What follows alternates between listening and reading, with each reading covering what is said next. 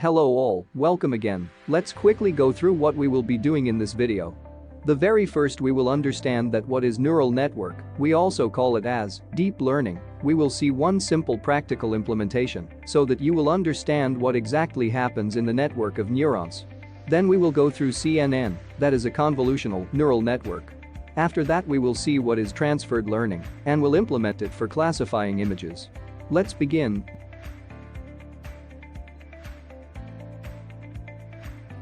So what exactly is neural network? A neural network is a series of algorithms that endeavors to recognize underlying relationships in a set of data through a process that mimics the way the human brain operates.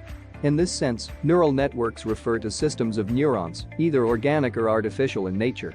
Neural networks can adapt to changing input, so the network generates the best possible result without needing to redesign the output criteria. The concept of neural networks, which has its roots in artificial intelligence, is swiftly gaining popularity in the development of smart systems. A neural network works similarly to the human brain's neural network.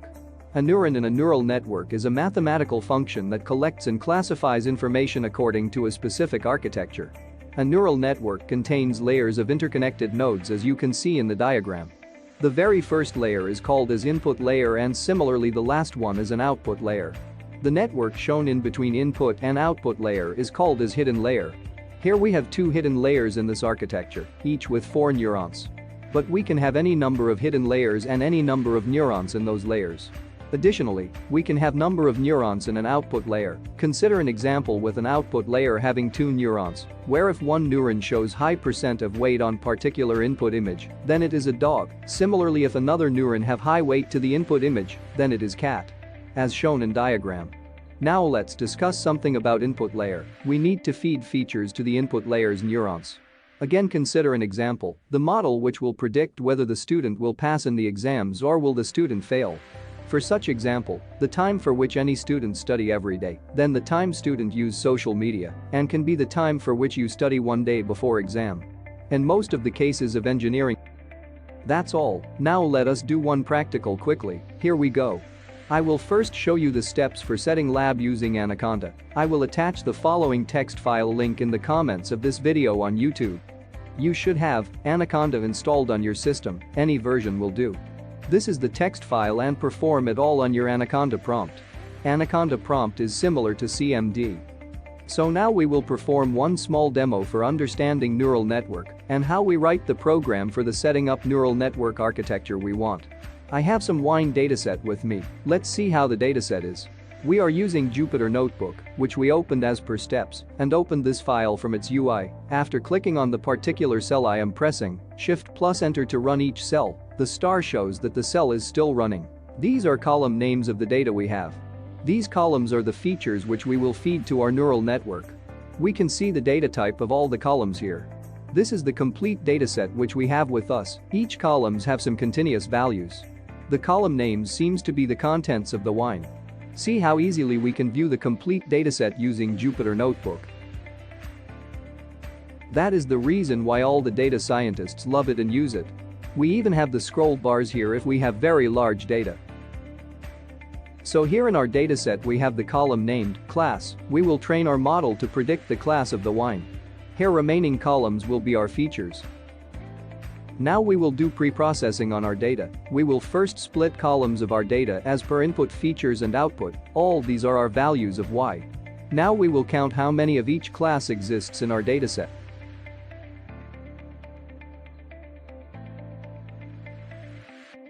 These are the classes we have. As we have only 3 classes, we will have to treat them as the category. So now class is our categorical variable, and this is how we have splitted them into category. If the class is 3, then the third column will be marked as 1, as true, rest all will be 0, same happened with all the. So we are done with pre-processing for output. Now we will do pre-processing on the features which we will be feeding to our neural network. So for that we need to first drop the column named class. This is how we will drop it.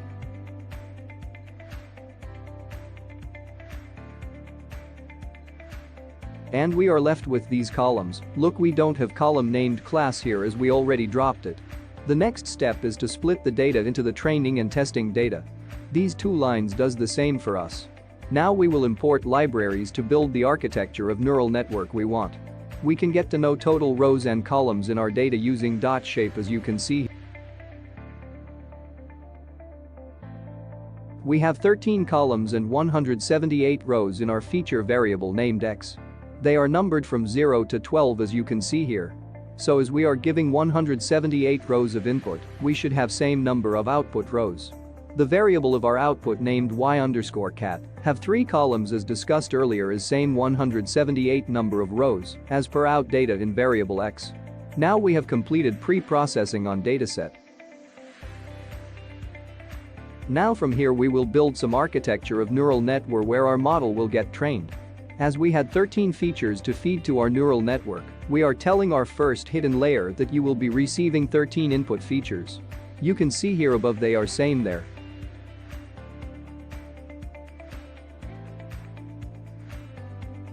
As this is our first dense layer, the current model summary tells us that we have one dense layer and have 5 neurons, and in first layer itself, we have 70 possibilities of combinations between inputs 13 neurons and hidden layers 5 neurons. Similarly, now we have 2 dense layers, one with 5 neurons as another with 4 neurons.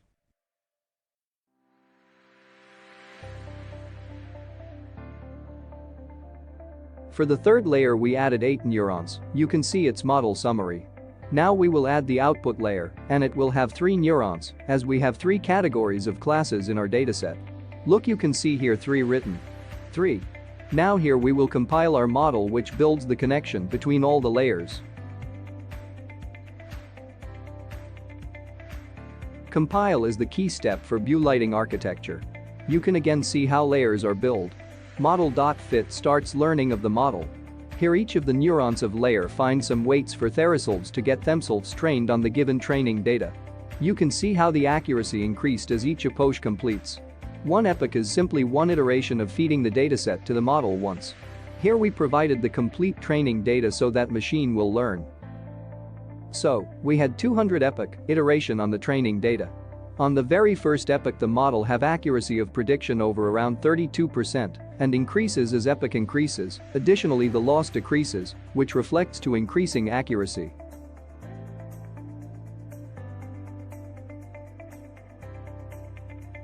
Until the end of 200 epoch we got accuracy of 60%.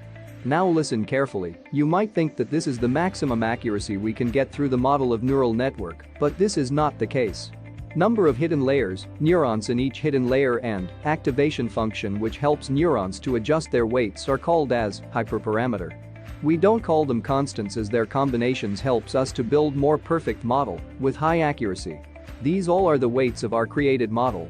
We can also save these models. Currently our model is simple, it took less time to finish training, but some models learns for days. We use model.save to save the model and can use it later. Now we will see what our model predicts for the test inputs.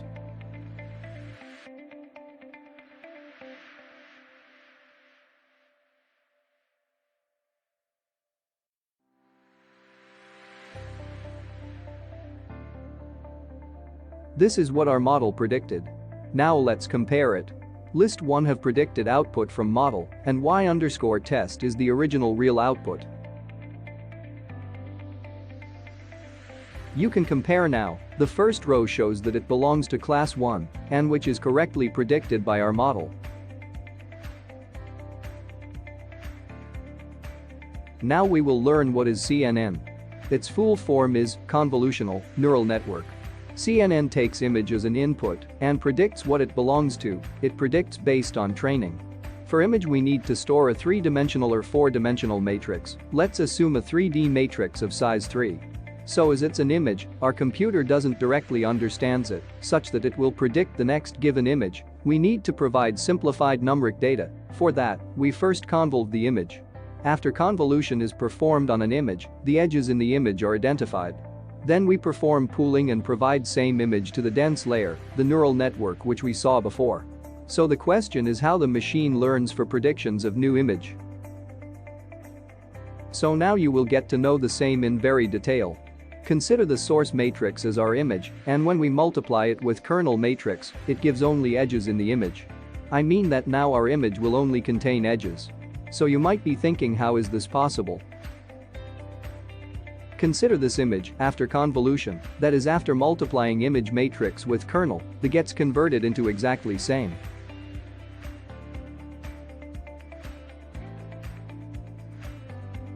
Now look at this pictures, we have zoomed it, and then in the zoomed picture we will pick the blue box row. We will now perform calculations on this row.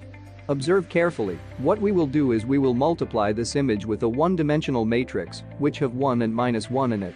We will multiply the image row with it. The zeros in the image row shows that there is nothing in the picture, and wherever there is 1 it says there is something.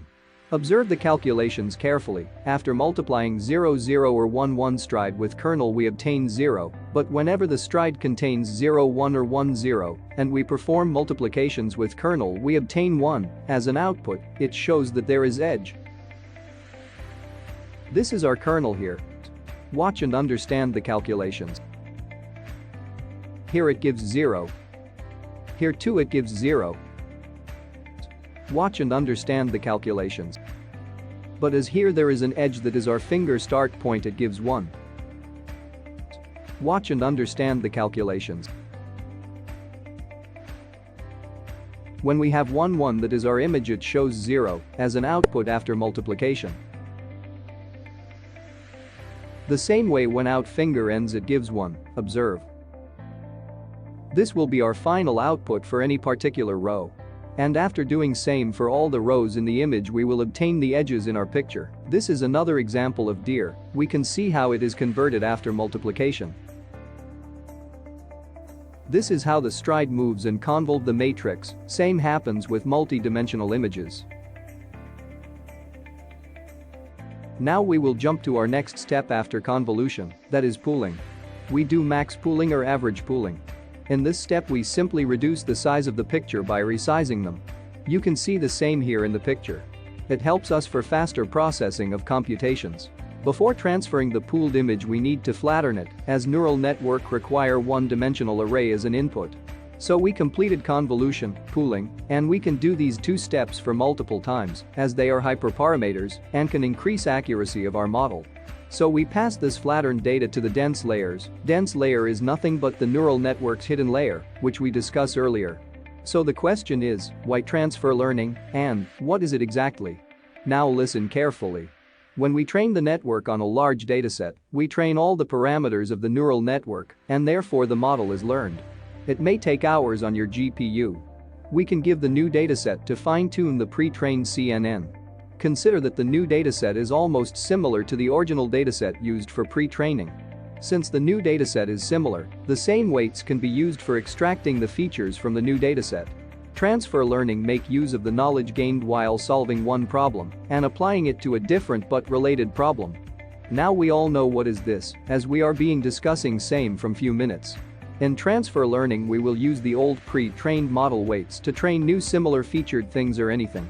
For example, knowledge gained while learning to recognize cars can be used to some extent to recognize trucks. For that we need to remove the output layer of old trained model, and we will freeze the hidden layers of old models, as we don't want to train previous neuron weights again. After that we will add our new dense layers to obtain the output for our new featured thing. Now we will quickly jump into the practical implementation of transferred learning.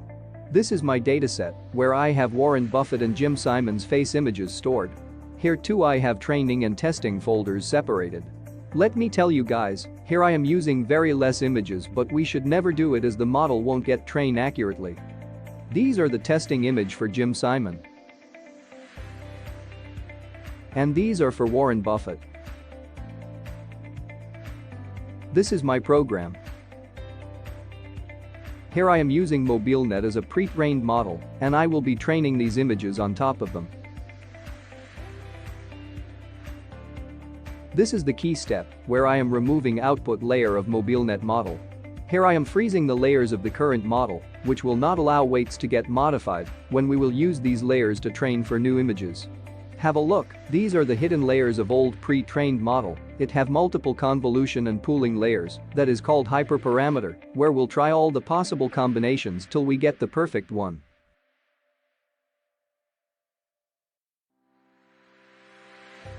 These are some dense layers I am adding, so that these layer neurons will get trained for my current dataset, which we call as tuning the pre-trained model. Here I have joined the old model with my new dense layers, and the layers summary will show the same. As we have two personalities picture, we write num classes equals to 2. And now we have these all A's in our final architecture. Here only currently added dense layer will get their weights modified. These are those dense layers. Here we are reading our dataset to feed to the network. We will be saving our model into JS MobileNet. It's not a good practice to feed less images, so I am doing one small trick. I am repeatedly giving my model same images for learning. And in first epoch itself my models gets the accuracy of 96%. After all 4 epoch it have accuracy of 98%. I am loading my model here to show you its accuracy. I will give this pictures to my model to predict. Let us see how does it work. So now I am loading my first image, which you can see is of Warren Buffett. Let us see the prediction now. Here I run, oh it's correct. It say that the picture has 99% probability to be of Warren Buffett. Now it is the turn for another image.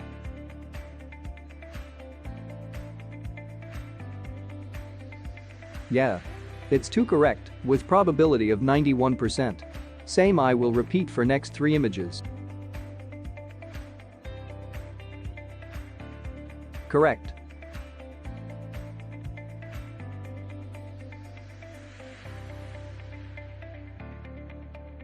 Correct. Now let us play a bit tricky with the model. We will give Shah Rukh Khan's image, let us see. Amazing, it say that the image is of none of them, as model have very less probability percent. None of them means nor of Warren Buffett and nor of Jim Simons. Thank you. Have a nice day.